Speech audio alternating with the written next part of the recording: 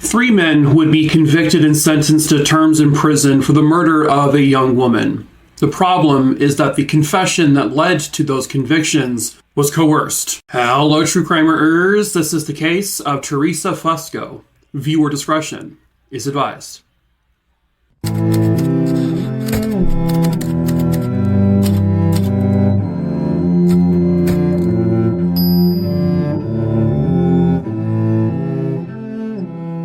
Theresa Fusco was born on January 18th, 1968, and she was born and raised in New York. And when this case occurred, she was living in the Lynbrook area of Long Island. When this case occurred, Theresa was just a 16-year-old kid, a young girl. She was a junior at East Rockaway High School who was doing really well in school. She was getting solid grades. She always studied hard, and she was trying to be responsible as well. She got herself a part-time job working at a local skating rink. She worked at a place called Hot Skates. It was a very popular, very hip place for the young crowd to hang out in the 80s. I think it might even still be around today. I'm not 100% sure. But she worked specifically at the snack bar at the skating place. Theresa was a very devoted and very loyal friend. She had a lot of friends. This is a photo of her with her best friend. But friendship was immensely important to her. She wore her heart on her sleeve. She was kind and generous. She was helpful. But she was also just a regular kid. You know, she was a teenage girl living in the 80s, doing a teenage girl 1980s things. She actually had dreams of becoming a well-known popular ballerina. She loved that particular art form. But whatever dreams and whatever aspirations that she may have had, it all went away. Because in 1984, Theresa Fusco vanished off the face of the earth. A few short months before Theresa's case occurs, something else kind of interesting happens. So Theresa is really good friends with another 15-year-old girl there named Kelly Morrissey. They had very similar upbringings, very similar in nature, and they were friends. Well, a few months before Theresa's case, Kelly Morrissey vanishes. Kelly Morrissey has also, to this very day, in 2026 when I'm filming this, has still never been found. And then a short time after Theresa's case occurred, a 19-year-old teenager named Jackie Martorella also went missing. Her body was shortly found, though, on a golf course. Jackie Martorella's murder has remained unsolved ever since. And right in the middle of those two cases, Theresa Fusco disappears. It was November 10th, 1984. Theresa was working her shift at the snack bar at Hot Skates. According to the Innocence Project, who later did some work on this case, Theresa Fusco was actually fired from her job that night, and she left Hot Skates sometime around 9:45 p.m., close to 10 o'clock or so, and she left it in tears, and she also left on foot. She lived, I guess, a few blocks away, a little less than a mile away from Hot Skates. But sometime in between her leaving Hot Skates and getting to her home, something happens where she just disappears. The search for Theresa, like the search for Kelly Morrissey, which was still ongoing at that time, was large. They were looking everywhere they could think of for her. This is obviously, you know, with it being the Long Island, New York area, there is a lot of places to look. This is a heavily populated area. There's a lot of buildings, a lot of homes, a lot of businesses, a lot of people also. They even searched near this railway track, and, you know, they had walked over a lot of the dense bushes and leaves, and Theresa's brother at the time said at one point he walked over this wood pallet, thought nothing of it, but didn't find her there. Well, on December 5th, 1984, some people were going back to that area, searching that same area, where they also saw that wooden pallet that Theresa's brother had walked over. They decided to lift up this wood pallet, and when they did so, the search for Theresa Fusco ended, because her body was underneath that pallet. Her brother would later state that, you know, I'm glad I never picked up that pallet when I was there, because I couldn't be the one to find her. There's just no way. And I can understand that. I don't think I would ever want to be a family member who found the murdered body of my loved one. There's just no, I don't think I could ever process that. The remains were identified as Theresa Fusco pretty quickly. Theresa had died from ligature strangulation, and the autopsy also showed that Theresa was raped. They found semen in her body. Back in 1984, however, when you had semen like that or any blood evidence, for example, there was almost nothing you could do with that. DNA technology had just become a thing around 1984, or was becoming more of a prominent thing in terms of using it in forensics for cases like this. But it was very, very limited what you could do with it. You could do almost nothing with it. But they did store it, and they kept it in a little vial. So because of Kelly Morrissey's disappearance, who at this point, again, is still not found, and then within a short time after Theresa's murder, another young teenager is also found murdered, whose case also remains unsolved. But now you have this police force in the district attorney's office who is now under extreme pressure, massive scrutiny to get these cases solved, because do we have some sort of serial killer going around here? Are these cases related?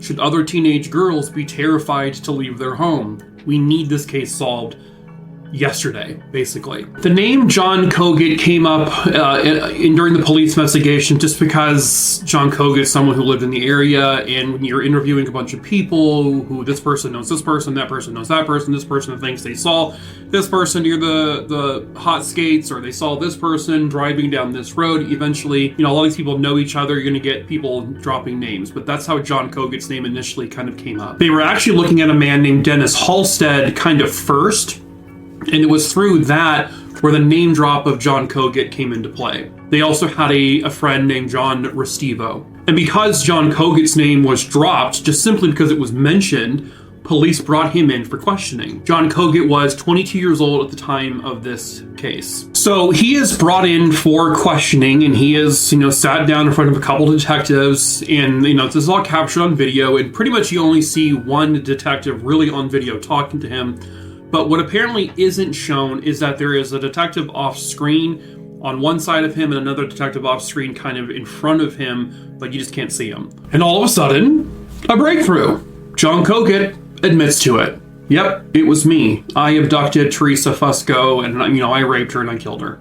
And I left her body where she was found. He said that he and his two friends, John Restivo and Dennis Halstead, they were driving around in a van. It was John Restivo's blue van. And as they were driving around, they saw Theresa walking home. She appeared to be upset, and they offered her a ride. He says that they were able to get Theresa to get inside that blue van, and they basically, from that point, just randomly attacked her. Maybe asked her, would you have sex with us? And maybe she said no.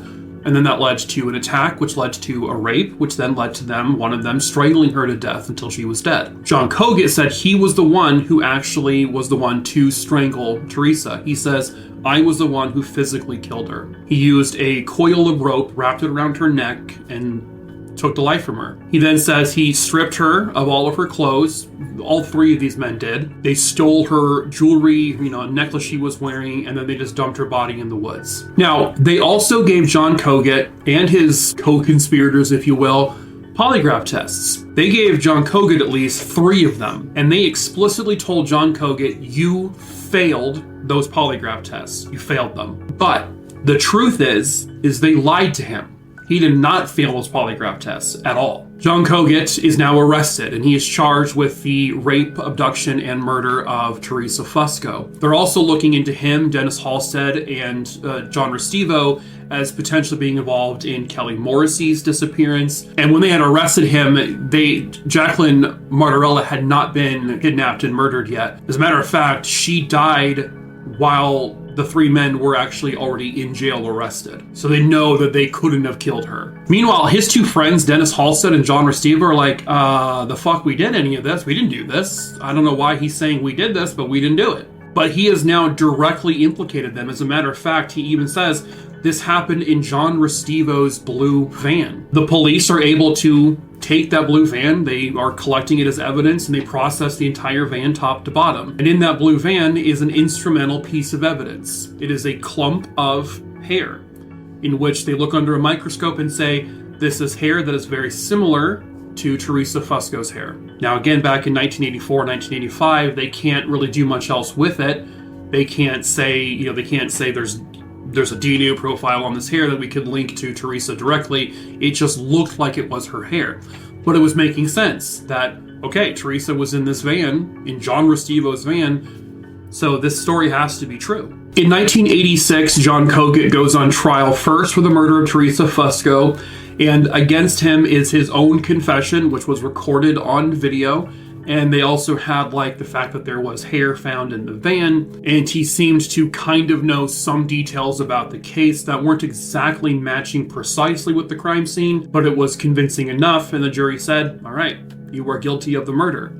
And they sentenced him to life in prison. Dennis Halstead and John Restivo, they have their own trial, but together they go on a dual trial. They too, with the exact same evidence, including the, again, the hair found in this particular defendant's van, John Restivo. It was all very convincing to the jury. They found both men guilty of Theresa's murder as well and sentenced them to life in prison. As time goes by, all three men are in prison and this case is closed. Everyone said, we got it, we solved it. Thank you to the police. Thank you to the district attorney's office. You guys got this. You guys are heroes. Well, not too soon down the road, John Cogut and the other two men would start to report like that confession wasn't real. That was not a confession I gave willingly.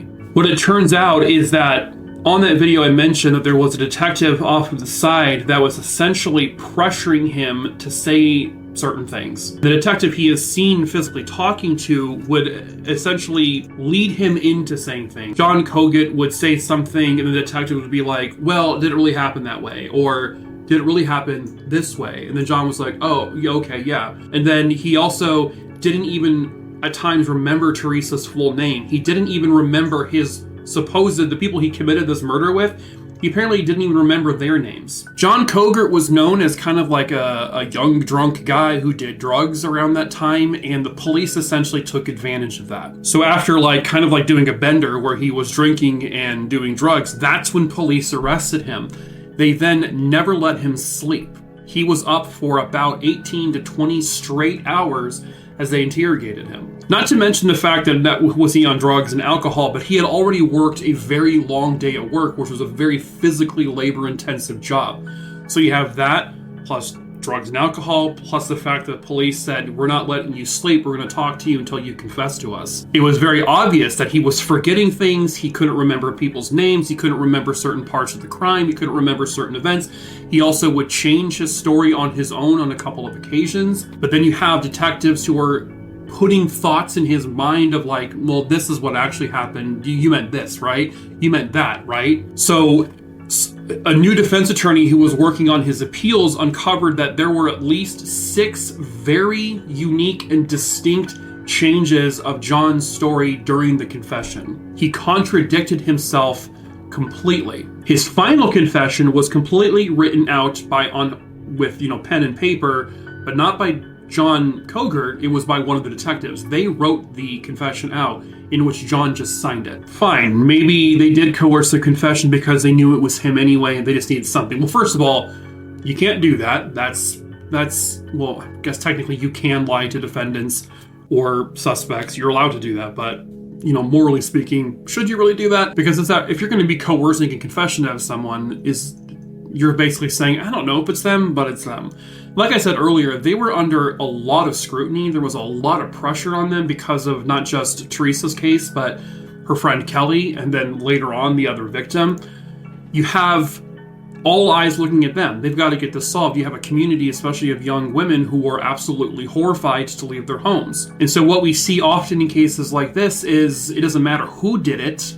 It only matters is that we tell the public who did it. Because if we give them a monster, they'll chill. They'll get off of our backs because, they did their jobs, they caught the killer, now we can rest easy. But the simple fact of the matter is that Jackie Martorella was killed after these 3 men were arrested, so a murder still happened. A very similar case where she was abducted and found murdered. But did anyone really look at that and go, oh, okay, well, wait a minute, maybe these guys aren't the ones. Maybe this is the work of a single serial killer doing all of this. And they looked hard into these men, for Kelly's case at least, and they couldn't find anything. They were connected. Kelly did know them. I think Kelly had even stayed at one of the apartments of these men before, but this was also a community where the young crowd, they all knew each other. They all hung out at the skating rink. They were all friends and acquaintances. Just because you know a person doesn't mean you automatically are that person's killer. By 1993, there would be slight advancements in DNA technology, but it still wasn't enough to actually say, oh, okay, it was definitely one of these guys. By 1997, the Innocence Project takes up this case and they begin looking into it themselves. Again, DNA technology had advanced a little bit more, but it still wasn't good enough. Once DNA technology became a bigger thing around 1997, the Innocence Project got involved. The DNA that they were able to use from the victim themselves, plus the DNA they have now collected from the 3 individuals who have been convicted, well, now the DNA testing is saying it's not conclusively matching them. Like, none of them. And the reason why is because the samples that they were given to test in these new DNA testing were the weaker samples that they had. What they didn't give the Innocence Project and the others individuals trying to get this case resolved, with the appeals, is that there was actually another full vial that they had of a very strong intact sample of semen that was found with her remains. So they finally were able to give us that then. Like, if that's the real one, that's the actual solid one, give that shit to us. Like, what are you guys doing not giving it to us? And so they tested it around 2003, and they determined that in 2003, the DNA found with Theresa's body did not match any of the 3 men at all.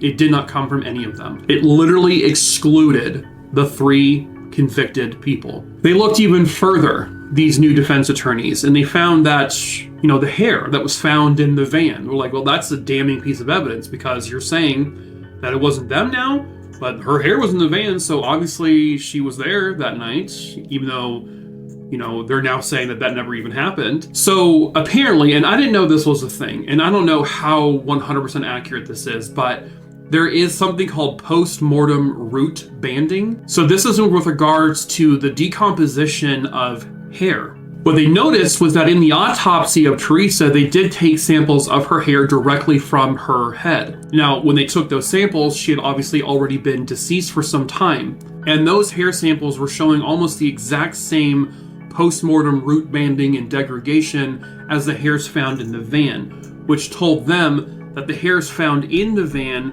were put in that van after she was already dead. The hair came from a dead person, which could only possibly mean that Theresa's hair was planted in that van by police. Now, of course, they're denying that, saying that no, we didn't do that. But when you team it up with the whole concept of a very clearly coerced confession where they pressured this man into giving them a confession by keeping him awake for almost a full day after a hard days of work and drinking and doing drugs, and now you have the DNA excluding them.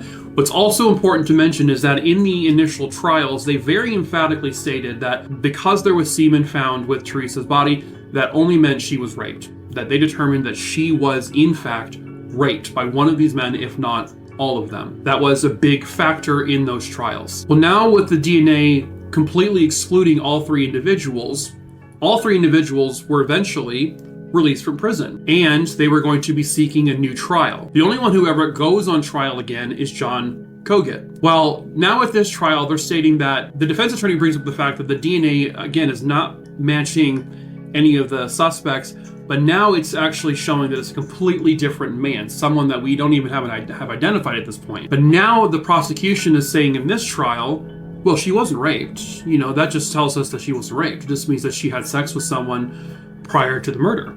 Okay, well, you stated pretty emphatically that she was raped at the initial trial, so what is it? She was or she wasn't? Because an autopsy will also show indications on the body of rape. There will be bruising and stuff like that. She was raped. And one of the star witnesses, who was her best friend during the initial trials, that was used kind of in favor of the prosecution, well, they brought her back for this next trial, and she actually ended up being a detriment to the prosecution because she was like, well, she was not sexually active, Theresa. She wasn't having sex with anyone. As a matter of fact, I believe she said she was a virgin. And this concept that suddenly one night, after being fired from the roller rink, she would just suddenly have a quickie with someone before getting into another person's van and being murdered, it didn't make sense. It's certainly it's possible, but it just didn't make sense to anyone. John Kogut actually elected to do a bench trial, by the way, for this time. He did not do a jury trial. And at the end of all of this, after the testimony of the friend, after the DNA evidence is clearly showing it wasn't his DNA, after they showed plenty of proof and evidence that the confession was coerced, the judge ruled that the confession that John Kogut gave was not a factor in this case anymore. That it was clearly a coerced confession, it was illegally obtained, and it no longer factored into anything, which was still their strongest evidence.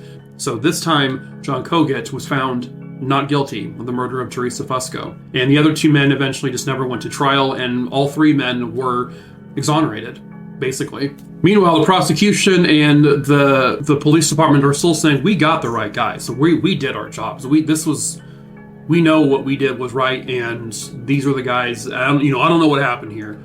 I do. You planted evidence. You coerced a confession out of someone because you were under a lot of pressure to solve this case. Hi, this isn't like a one-time thing. This kind of thing happens literally all the time. We have people in prison as we speak. We have people on death row for committing crimes they absolutely did not commit because police coerced them to confess because they were just lazy or they were under a lot of pressure to solve it. Were any of these officers or DA people ever arrested for potentially planting evidence and coercing confessions, which is not really a thing people get prosecuted for, but planting evidence is you can't do that. That's illegal. But no one ever got in trouble for that because I don't think it was ever 100% proven that the hair evidence was planted. In April of 2014, a jury awards Halstead and Restivo $18 million each for the time spent wrongfully incarcerated. John Kogut was not a part of that particular civil lawsuit, but he ended up being awarded $1.5 million from the New York Court of Claims. In 2016, Restivo and Halstead filed another federal lawsuit claiming that the Nassau County had refused to pay the settlement. The new lawsuit said Restivo and Halstead voluntarily withdrew their lawsuit based on false representations by Nassau County that it would indemnify them. The lawsuit sought treble damages based on the $36 million plus another $7 million in attorney's fees, costs, interest, and other expenses. The lawsuit was eventually voluntarily dismissed. The Nassau County appealed the jury verdict and lost. In January of 2018, the U.S. Supreme Court declined to accept a further appeal, and the money was ordered to be dispersed within 30 days. John Kogut, in the end, really ended up not getting awarded much of anything. As a matter of fact, he was the one person that a jury said where there really wasn't much wrongdoing at all in his case, which is weird because it was his false confession that led to all of this. It was his coerced confession that led to all of it. He was the main person who was wrongdoing was done against in this. It's just a bunch of nonsense. And then, in October of 2025, there was a very sudden announcement. The Nassau County District Attorney's Office announced that a 63-year-old man named Richard Bilodeau has been arrested and charged with the second-degree murder of Theresa Fusco. Using genetic genealogy and the new genealogical testing that we can do with DNA, they were able to determine that the DNA found with her body, the semen, was his DNA. As of me filming this video in July of 2026, early July, he has not gone to trial. He is still in the pre-trial phases of everything. His defense team has publicly said that the DNA does not mean he killed her. The DNA just could potentially suggest that he had sex with her and that was it. However, he had no connection to Theresa. No one even recognized him when they saw photos, younger photos of Richard Bilodeau at the time that Theresa was killed. No one knew who he was. He was not a friend of hers, wasn't someone that they recognized from the roller skate rink, but he did live within a mile of all of this happening. He was in that area when this murder occurred. And no one could possibly wrap their minds around as to why there would have been this sexual interaction between the two of them all of a sudden. But it is all allegedly at this point because he has not gone to trial. He has not been found guilty. They're just stating that the DNA is his. Another interesting thing is I was watching an interview with the current DAs who are now prosecuting this case from the same district attorney's office who prosecuted the other three men, wrongly of course. The news reporter asked her, will you apologize to these three men if Richard Bilodeau is convicted? And she said, why on earth would I apologize to them? It wasn't me who did this. I didn't convict them. I wasn't even in the district attorney's office at the time. So no, I'm not gonna. And they said, then the conviction was overturned. She said, well, that's an apology right there, isn't it? It doesn't take much to just simply say, even though you weren't a part of that district attorney's office at the time, it still doesn't take much time to say, I apologize on behalf of the district attorney's office for the wrongdoing committed against these three men. Even though I wasn't directly involved in it, I wasn't a part of the team, I know you can acknowledge that I wasn't the one who did it, but I do acknowledge the wrongdoing, and I apologize for that. She was very direct. Nope, I'm not going to do that. Why would I do that? I don't know. It was frustrating to see. And maybe some of you will disagree and say, oh, she was totally fine to say that, and that's your thought process. For me, I'm just like, that's fucked up. Just say, I'm sorry. I'm sorry that this happened to you. But 3 men have now been released from prison. They have essentially been exonerated, and it is clear as day that they did not kill Theresa Fusco. If you say, well, they confessed, only one of them did, and it was more than obvious that he did so by coercion. He was forced to be kept awake. They pressured him to saying things. They tried to correct him. He changed his own story multiple times. He couldn't even remember the people involved. Couldn't remember people's names. I beg you to research cases just like this. It happens all the time. So unbelievably frequently that people confess to crimes they never committed. If you still think that they're guilty based on that one confession, again, I implore you to just research this concept. You may think it's impossible, that you would never confess to a crime you didn't do. I would never confess to a crime I didn't do. But until you were in that situation, in his situation and other people just like him, with all of this going at you, you don't know what the hell you would do. You have no idea what you would do. You would like to think you'd know what you would do, but you don't. The point is those 3 men were not her killers. They did not do this. And now they believe they truly do have the right killer, hopefully, after all of this time. It was solved, then it wasn't solved, and now it's solved again. So hopefully this time they are able to convict this guy with the proper evidence, and it's case closed. And so hopefully whenever that trial occurs, and if, fingers crossed, justice is served and he is convicted of the murder of Theresa Fusco, hopefully finally now in 2026 or 2027, whenever it happens, Theresa Fusco and her family can finally get the justice she has always rightfully deserved.